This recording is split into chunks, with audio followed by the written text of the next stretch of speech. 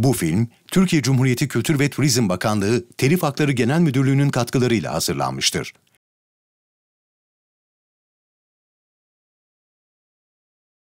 Anadolu'nun kayıp hazineleri. Bir mirasın yeniden doğuşu. Sabun. Zamanın kokusuna yolculuk.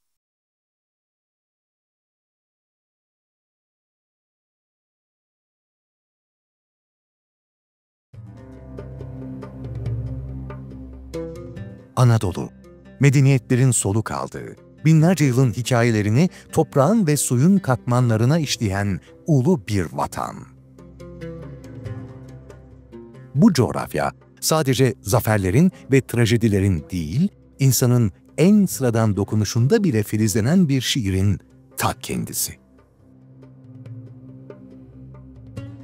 Anlayana toprak ve taş dile gelir burada. Nehirler, göller ve denizler şarkı söyler. Rüzgarsa geçmişin fısıltılarını kulaklara taşır. Belki de en çok alın terinin el emeğiyle yoğrulmuş basit nesnelerde saklıdır Anadolu'nun ruhu. Sabun işte tam da bu ruhun sessiz bir tercümanı. Sabun toprağın bereketiyle buluşan alın terinin, ateşle raks eden suyun, sabrın ilmek ilmek dokuduğu el emeğinin ve bir sanatın sentezidir.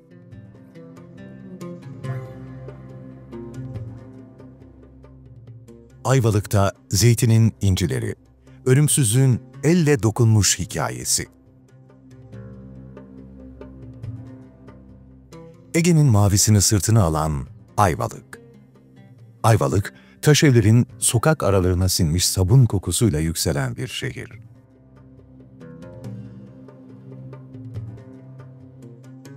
Burada zeytin ağaçları sadece meyve vermez, kökleriyle Anadolu'nun kadim medeniyetlerinin hikayelerini anlatır, dallarında İslam'ın şefkatini taşır. Sabun bu topraklarda bir temizlik ritüelinden öte zeytinin kutsal emanetidir. Zeytin, Rahman'ın ayetidir. Yağı, sabunu, hepsi bir şükür nişanesi.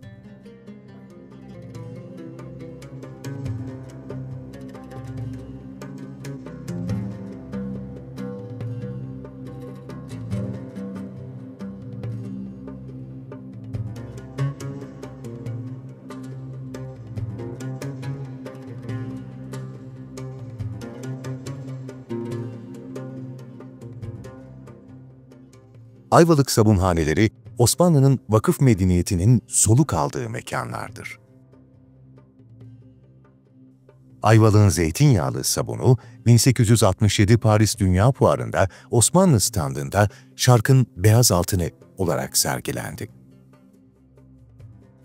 II. Abdülhamit Han döneminde Ayvalık'ta 23 sabunhane, yetimhane ve medrese giderleri için çalıştı. Ayvalık'ta sabunhaneler sabrın sanatla, ticaretin ahlakla harmanlandığı bir Ayvalık portresi sunuyor. Ayvalık, Ege'nin tuzlu rüzgarlarının taşıdığı zeytin kokusu. Tarihi taş fabrikaların bacalarından yükselen bu koku, Ayvalık'ın kaderini ve kültürünü şekillendirdi. 19. yüzyıldan günümüze Ayvalık'ın kıyı kesimleri zeytinyağı ve sabun üretimiyle bilinen endüstriyel bir merkez oldu. Taşınmaz kültürel miras sayılan sabunhaneler ve zeytinyağı fabrikaları günümüzde bile Ayvalık'ın kent silüetini tanımlıyor.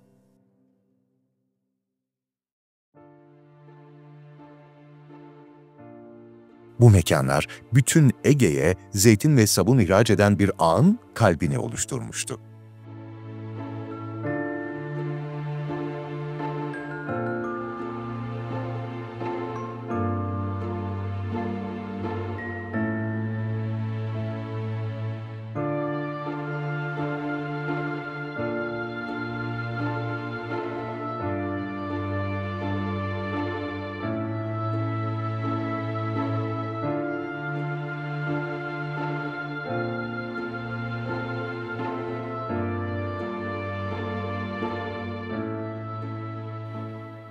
Ege'nin tuzlu meltemleri eşliğinde Ayvalık'taki zeytin ağaçları asırlar boyunca bereketini kuşaktan kuşağa taşıdı.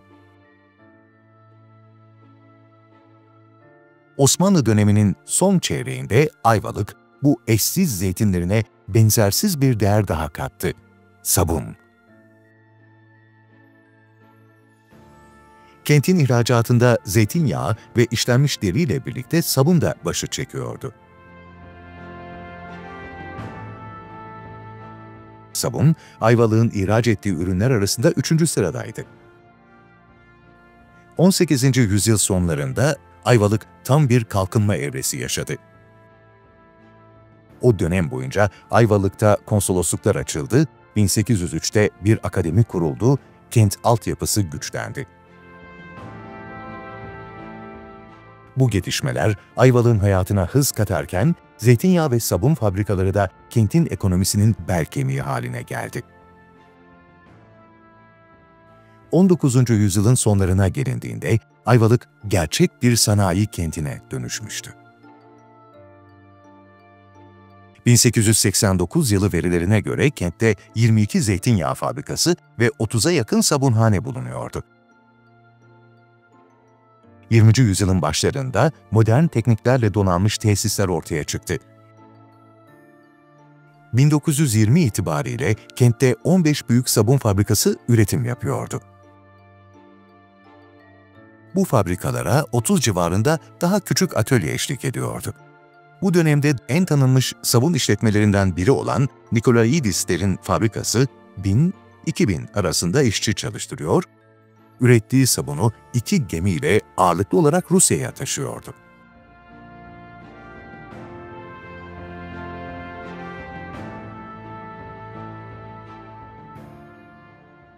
Ayvalıklı tüccarlar üretimi büyütmek ve yeni yöntemler öğrenmek için Marsilya gibi Avrupa merkezlerine personel gönderdi. Bu sayede işçiler Fransız sabun ustalarından eğitim aldı. Lüks türevli beyaz sabunlar genellikle taze zeytinyağıyla üretilirken, ucuz sabun ihtiyacını karşılamak için zeytin çekirdeklerinden elde edilen yağlar kullanıldı. Kaliteden ödün vermeyen beyaz sabunlar özellikle Rusya pazarında rağbet görüyordu. Cumhuriyet'in ilk yıllarında da sabun üretimi hız kesmedi. 1923 Lozan Mübadelesi ile kentten ayrılan Rum ustaların yerini Midilli ve Girit göçmenleri alırken, dericilerin gerilediği Ayvalık ekonomisi zeytinyağı ve sabun imalatına yönelmeye başladı. Yıllar geçti, sanayi usulleri değişti ama Ayvalık sabunu unutulmadı. Günümüzde Ayvalık'ta hala zeytinden sabun üreten tesisler var. Sabun üretimi hem yerel halk arasında devam ediyor hem de gelen turistlerin ilgisini çekiyor. Ayvalık'a gelenler kent pazarlarında ve butik dükkanlarda bu nostaljik sabunların mis kokusunu soluyarak geçmişe kısa bir yolculuğa çıkıyor.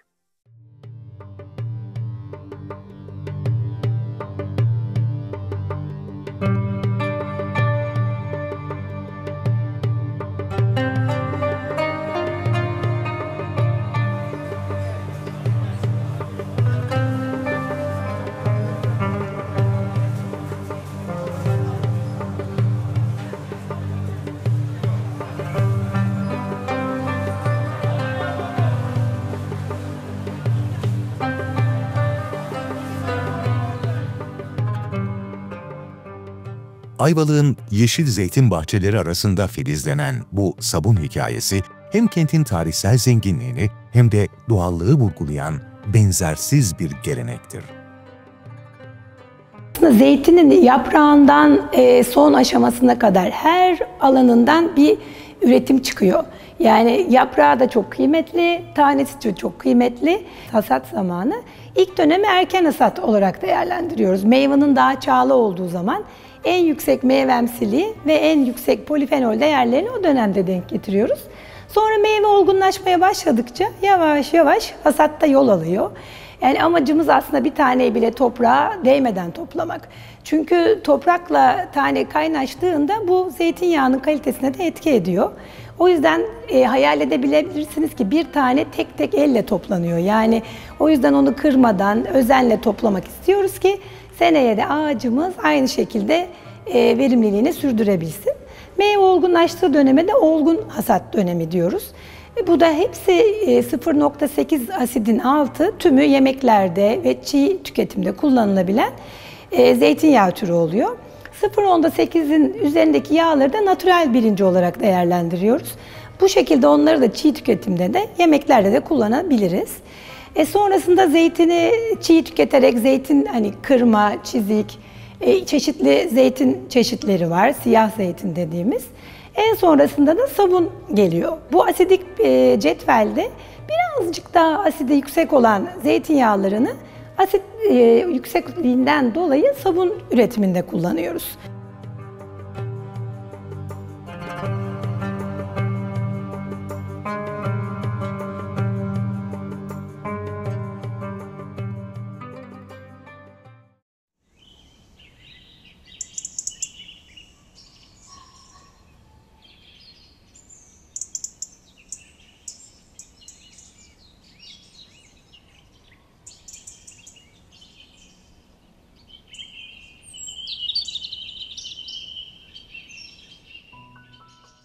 Zeytin ağacı kutsal bir ağaç ve ölümsüz bir ağaç.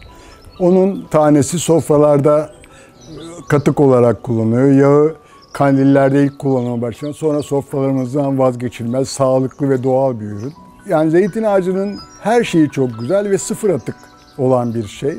İşte zeytin sıkılığında kalan çekirdeği dahi yakıt olarak kullanılabiliyor. Tabii sabun konusunda zeytinyağı sabunu doğal bir sabun şeyde olduğu gibi. Yani kendi yağı ve tanesi olduğu gibi yeşil zeytin, siyah zeytin. Bunlar hepsi zeytin ağacının mesela burada 1885'ten kalan bir gömme dolap kapısını zeytin hasatla resimlendirdik. Çok güzel. Altında da bakın ne yazıyor? Zeytin ağacı kutsal ve değerlidir. Ona emek veren, kıymetini bilen baş tacımızdır. Yani bu sizler gibi buralara gelip bunları çekmeniz bizim için çok önemli. Şimdi sabunu bahsediyorduk. Sabun annem bizim zeytinliklerden çıkan yağlarımızı bir yıl kullanacağımız kadar küplere konurdu. Bunun Mayıs sonunda sıcaktan dolayı zeytin yağı dibe çöker. Aile onu aktarır, dibinde kalan posasını dışarıda burada bir tane sacağı üzerine kazan konur, yakılırdı. Annem onu, posayı oraya boşaltırdı. Bana derdi oğlum git 3 kilo kostik al. 3 kilo kostik alırdım. O posa kaynarken annem kostiği içine atar. Sabunlaşmaya başladığı zaman yere gazetelerinizde ahşapla çevrili bir kasanın içine o sabun dökülürdü. Donmaya başladığında da tam donmadan bıçakla kesilirdi, kalıp haline getirirdi. Kurutulurdu. Bunlarla yıkanırdık ve sağlıklıydık. Çünkü kimyasal hiçbir şey yoktu.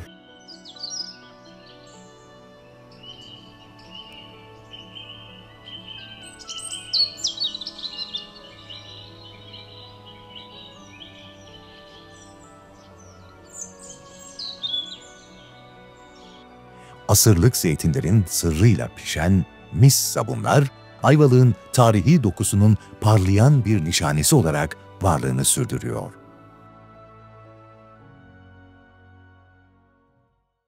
...2025 yılı itibariyle belediye destekli sabun atölyelerinde üretim yapılıyor.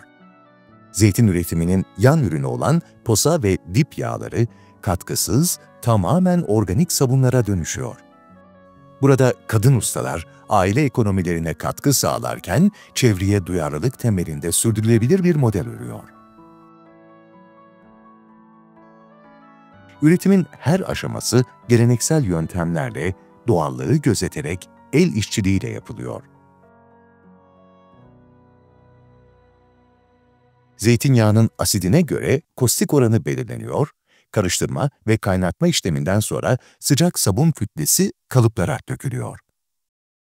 Sabun ustalığı burada başlıyor. Zeytinyağlı doğal sabun yapımımızı anlatacağız sizlere. Tamamen Kullandığımız her malzemeler doğal. Zeytinyağımız, şia yağımız, Hindistan cevizi yağımız. Soğuk yöntem, proses yöntemiyle yapacağız sabunlarımızı. Öncelikle sizlere hangi malzemeleri kullandığımızı anlatayım. Saf zeytinyağımızı kullanıyoruz. Onun haricinde katı yağlarda shea butter yağını kullanıyoruz. Bunu benmari usulü eriteceğiz tabii ki de. Onun haricinde de Hindistan cevizi yağımızı kullanıyoruz. Sıvı olarak Hint yağımızı kullanıyoruz. Şu şekilde, sıvı bir şekildedir Hint yağımızla. Sabuna sertlik vermesi için de sitreik asit kullanıyoruz. Bunu da sabunlaşma aşamasında yağlarımızın içerisine benmari usulü yaparken katacağız. Bu şekilde boncuk kostik. Boncuk kostiğimizi suyla eritiyoruz. Tabii öncelikle bunları yapabilmemiz için ekipmanlarımız gerekli. Mutlaka kullanmamız gereken ekipmanlar mutlaka ve mutlaka kostik, özellikle kostik eritiminde kullanmamız gereken maskemiz var. Aynı zamanda gözlüğümüzü kullanmamız gerekiyor. Ve onun haricinde de mutlaka ve mutlaka eldiven kullanmamız gerekiyor sabun yapımı aşamasında. Şimdi biz kostiği açık havada mutlaka yapmamız gerekiyor. Çünkü yüksek derecelere ulaşıyor. Biz suyla ve kostiği birleştirdiğimiz zaman yaklaşık 90-100 derecelere kadar çıkıyor ve büyük bir kaynama olduğu için buharlaşıyor ve bu buhardan mutlaka kendimizi sakınmamız gerekiyor. Kesinlikle elle temas etmiyoruz kostikle. Biz daha önce o yüzden size kostiğimizi hazırladık açık havada. Bunu şu an belli dereceye getirmemiz gerekiyor. Sabun yanma aşamasında derecelerimiz önemli ve özellikle kostikle ilgili şunu demek istiyorum. Kostiğin içerisine su katmıyoruz. Suyun içerisine kostiğimizi karıştırıp yavaş yavaş karıştırarak o şekilde kostiğin içerisine erimesini sağlıyoruz. Tam tersi bir işlem yaparsak gerçekten çok zararlı ve tehlikeli oluyor. O yüzden bundan mutlaka sakınmalıyız. Kostiğimizin derecesi sabunlaşma için 46-47 derecelerde olması gerekiyor. Biz daha önce kostiği yaptığımız için şu an onu suyun içerisinde derecesini yükselteceğiz. O yüzden şu an ben kostiğimi suyun içerisine alıyorum ve suyun içerisinde bunun biraz derecesinin yükselmesini bekleyeceğim. Aynı zamanda tabii ilk etapta bir kostiğimizin derecesini ölçelim.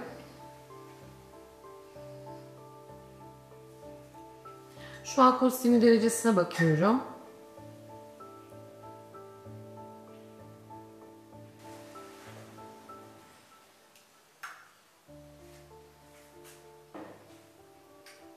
Biraz ocağımızı açıyoruz ve benmari usulü yağlarımızı bir kaba alıyoruz.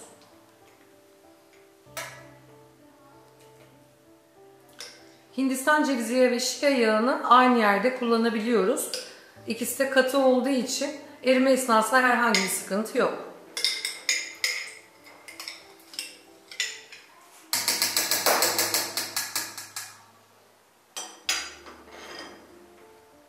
Tekrar ocağımıza alacağız.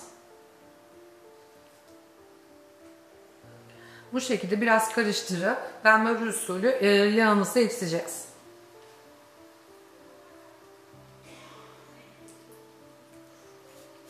Yaklaşık 1-2 dakika sonra yağımız erimiş olacak. Sonra tekrar onun ısısını ölçeceğiz. Erittiğimiz kostik ile katı yağlarımız arasında 10 derece gibi bir fark olması lazım. Kostiğimiz 46-47'lerde ise oda sıcaklığı da önemli aynı zamanda. 46-47'lerdeyken yağının da 35-36'lara gelmesini bekleyeceğim. O şekilde sabun birleşimini yapacağız. O esnada zeytinyağımızı hazırlayalım. Zeytinyağımızı da belli ölçülerde ölçtük. Normal saf zeytinyağı kullanıyoruz.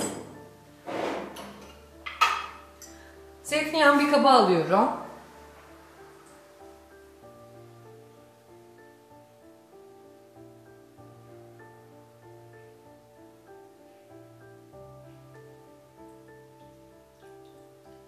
Hepsinin belli ölçüleri var. Formüllerle çalışıyoruz bununla ilgili. Belli yüzdelerle zeytinyağını diğer katı yağlara ve sıvı yağlarımıza ekliyoruz. Sıvı yağımız, Hint yağımız vardı içerisinde kullanacağımız. O yüzden Hint yağımızda daha önce 50 gram kadar bir ölçü yaptık onunla ilgili. Sıvı yağımın içine Hint yağını da döküyorum.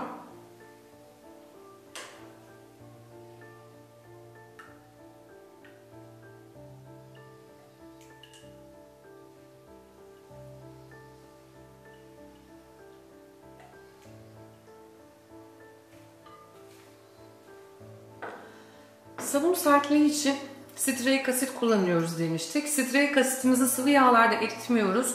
Katı yağlarımızın içerisinde Hindistan cevizi ve şia yağının içerisinde olan kabımızın içerisine sitreik asiti yavaş yavaş ekliyoruz. Ve bunun içerisinde erimesini sağlıyoruz. Katı yağlarımızı benmari usulü erittikten sonra sıvı yağlarımızla birlikte bunun birleşimini yapıyoruz. Yavaş yavaş zeytinyağı ve nit yağının içerisine ekliyorum.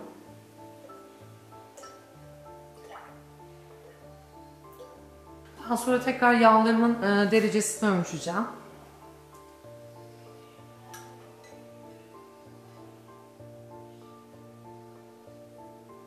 Yağlarımızın derecesi de istediğimiz derecede şu an.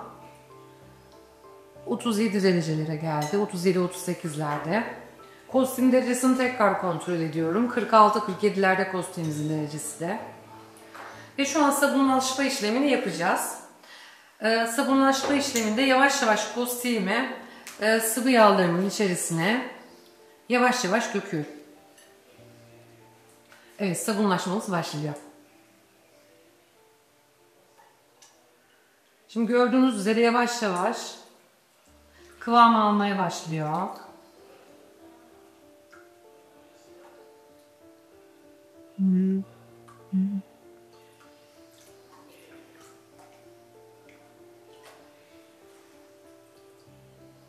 Kostümü tamamen boşalttım. Bu şekilde yavaş yavaş spatula ile karıştırıyorum. Şayet içerisine esansiyel kokular katmak istersem bu aşamada onun içerisine katabiliriz. Yine doğal kokular kullanıyoruz bunda da. Esansiyel kokularımızdan kullanıyoruz. Onları da yaklaşık şöyle göz kararı şeklinde, yani şöyle 5 gram kadar içerisine ekliyorum. Tekrar yavaş yavaş karıştırıyoruz. Şimdi son aşama olan blenderdan geçireceğiz bunu. Ufak hareketlerle 5-6 saniye blenderımı gezdirip tekrar spatulamla karıştırıyorum. Tekrar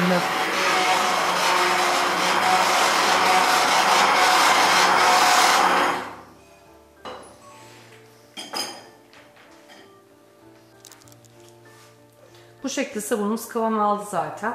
Hazırladığımız kalıplarımıza sabunumuzu dökeceğiz. En az 20 çeşit sabun yapıyoruz. Tabii bu 25-30'lara belki de 40'lara kadar çıkabilir. Çok içerikli özellikli sabunlar üretiyoruz.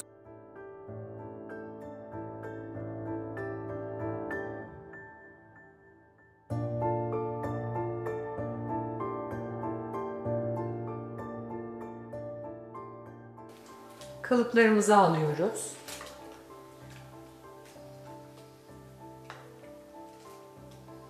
...24 saat bekletiyoruz burada. Bunu saracağız. Havluya ya da bir beze sarabilirsiniz bunu.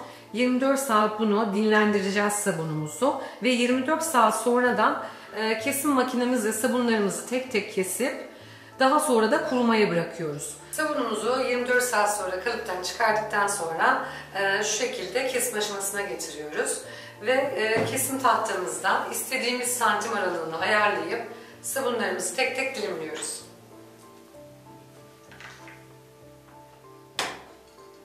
Şu şekilde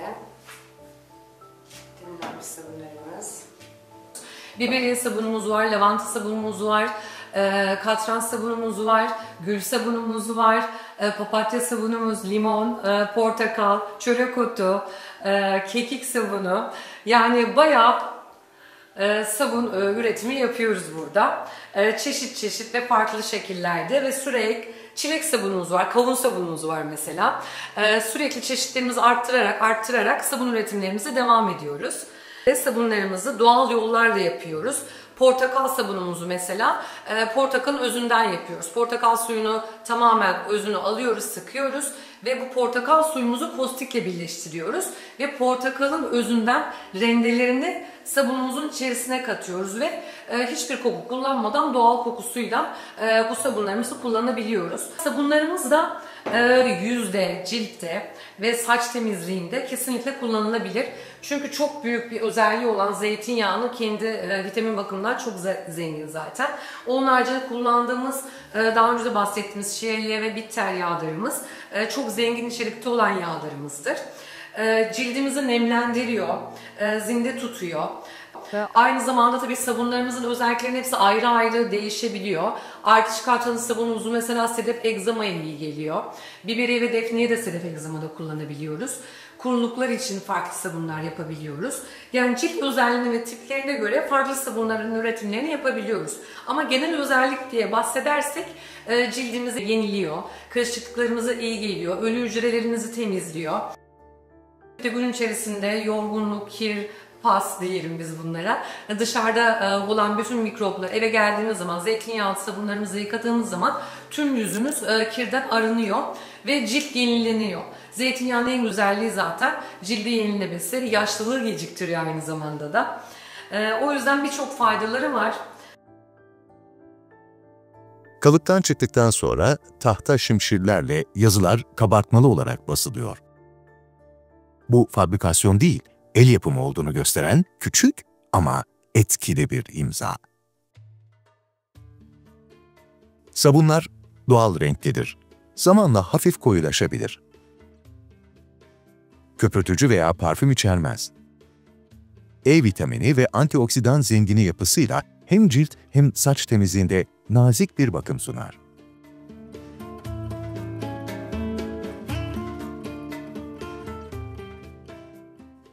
Her sabun bir hikaye anlatır.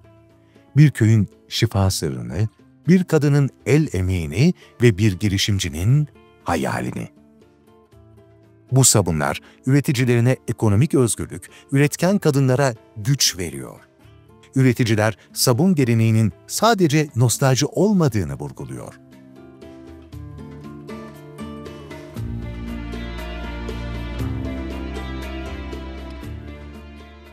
Burada üretim sadece bir el işi değil, Ayvalık'ın kültürel belleğine yapılan saygı duruşudur.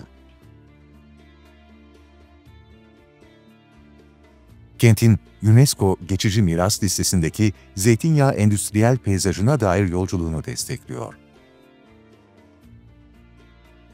Atölyelerde üretilen el yapımı sabunlar uygun fiyatla müşteriye ulaştırılıyor ve yerelde kalkınmayı güçlendiriyor.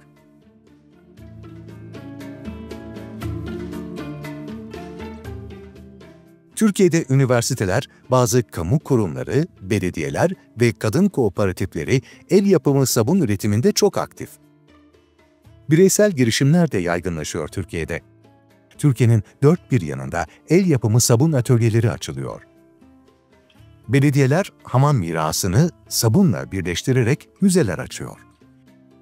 Üniversiteler ve okullar sıfır atık projelerine sabunu dahil ederek gençleri eğitiyor. Özel müze ve vakıflar kaybolmaya yüz tutmuş sabun tariflerini araştırıp kitap haline getiriyor.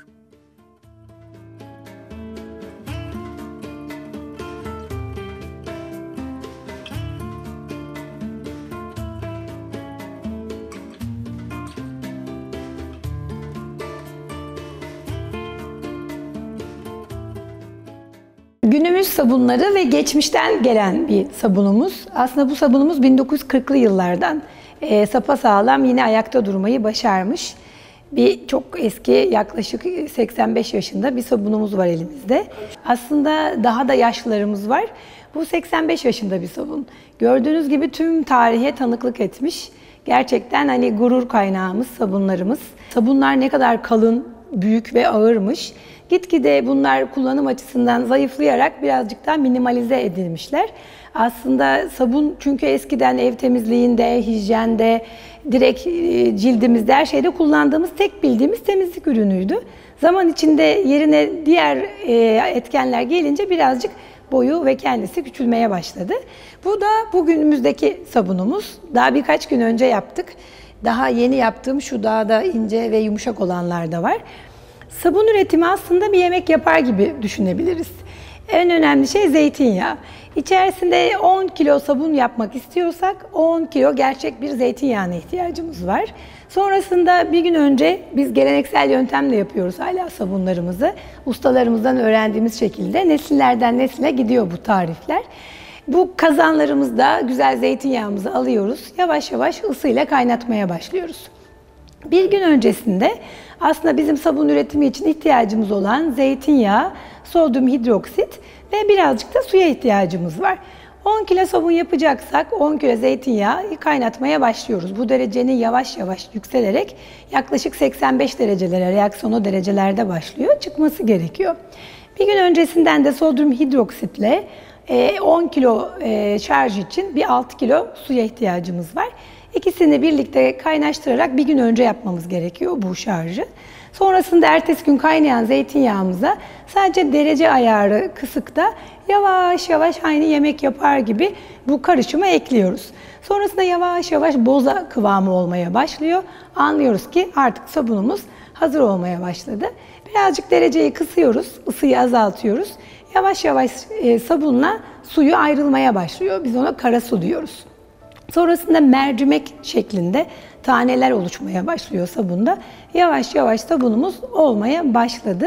Tabii sonrasında bunun çeşitli kalitesini ölçmek için günümüz teknolojileri var. pH metreler. Çünkü bizim için önemli olan pH. pH ne kadar 8,5 ve 9,5 aralarında olursa cilde o kadar çok nemlendirir ve başarılı bir sabun yapmış oluruz. Bunu yapmak için birazcık sabır, birazcık el tekniği, hepsi birlikte gerekiyor aslında. Zaten en çok sevgi, yani bu işi bırakmamamız, nesiller boyu durması, zeytin ağacının bize verdiği tüm güzellikleri yaşatabilmek adına her şey aslında bizde zeytinle başlıyor, sevgiyle birlikte harmanlanarak devam ediyor. Pazarlama konusunda gerçekten sevenler aslında onu hiçbir zaman bırakmadılar. Yani o kitle her zaman hala burada ve hiçbir zaman kaybolmadı. Aynı onlar da bizler gibi kültürler devam ederek kendi çocuklarına, nesillerine bunu aşıladılar. Çünkü sabun gerçekten hiçbir kimyasalı olmayan, cildimizi besleyen zeytinyağı sabunu, zeytinyağının içinde bulunduğu oleoprein maddesinden dolayı, yani zeytinyağı yememizi etken kılan maddeden dolayı cildimize de aynı şekilde besleyici ve canlılık ve yenilenme, hücre yenilemesinde çok etkili. Bu nedenle sabun aslında hiçbir kimyasalı olmayan, ev temizliğinden kendi vücut temizliğimize kadar her şeyde ön planda olacak en doğal malzeme. Ben çok tanık oluyorum ki bebeklerin granüle edip çamaşırlarını da özellikle tercih ediyorlar. Küçücük bir sabunun 3 rendesi bütün koca bir evinizi temizlemeye yetiyor suyla çözelti haline getirildiğinde. Her aşamada bunu çok rahatlıkla kullanabilirsiniz. Tabii zeytinyağı sabunlarımızı çeşitlendirebiliyoruz. Yani aslında etkene zeytinyağlı sabun ama bunu lavanta, ısırgan, çeşitli bitkilerle bunun tadına tat katabiliyoruz diyelim. Çünkü zeytinyağı sabunu çeşitlendirilebilir. Yani son aşamada ısırgan, lavanta, hamam kokusu ve pirina dediğimiz aslında bir çeşidimiz var. Kendisi zeytinin küspesinin yağından yapılıyor, zeytinyağıya eşdeğer olarak. O da çok besleyici pirina sabunu. Çok çeşitli kekikli yapabiliyoruz, zeytin yapraklı yapabiliyoruz. Yemeğin lezzeti gibi, üzerine ekilen baharat gibi çeşitli baharatlarla, bitkilerle aslında şifaya şifa katıyoruz. 30 çeşitten bile fazla aslında ve çeşitli çalışmalarda hala devam ediliyor. Yani çalışmalarla sabunun çeşitliliğini nasıl arttırırız diye devam ettiriyoruz. Bizde her şey zeytinle başlıyor, zeytinle bitiyor ve kültürle birlikte bu sevgi çok başka bir sevgi. Yani zeytin ağacı bizi seviyor, biz de onu çok seviyoruz. Birlikte onun kökleri gibi bizler de var olmayı hedefliyoruz. Tek varlığımız, tek mirasımız zeytin ağaçlarımız. Sesimizi duyurmak için de sizler gibi çok teşekkür ederiz. Çeşitli alanlarda da yer almayı hedefliyoruz. Panellerde, konuşmalarda, aktivitelerde yer alarak pazarlamayı ve gerçek sabunun etkisini anlatmaya devam ediyoruz. Ve hep anlatacağız. Ayvalık evimizdeyiz, hep buradayız. 102 yıldır buradaydık. Umuyoruz ki nesiller boyu da gücümüz, nefesimiz var oldukça olmaya devam edeceğiz.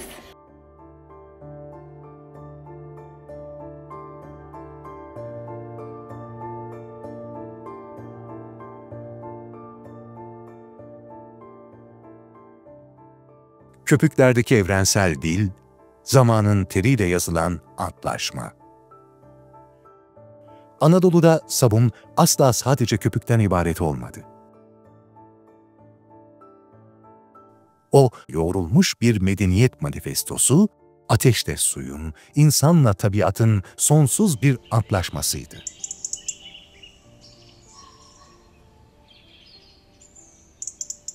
Isparta'nın gölünde Fatih'in İstanbul surlarını aşan bir şifa, Antakya'nın Defne'sinde Selahaddin Eyyubi'nin Kudüs'e uzanan merhameti, Ayvalık'ın zeytininde ise Barbaros'un Akdeniz'e çizdiği adalet sınırları vardı.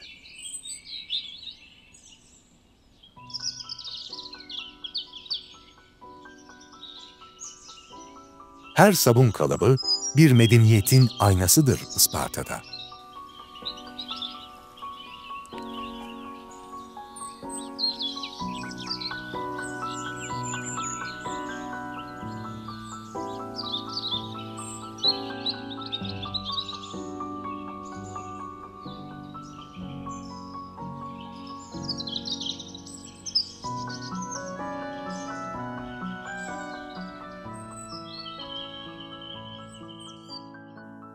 Ayvalık sabunları asırlara uzanan geçmişiyle sadece bedenleri değil, gelinlerin çeyiz sandıklarını da temizledi. Medeniyet köpüklerle yazılır ve köpükler asla yok olmaz. Sadece suya karışıp yeniden doğarlar.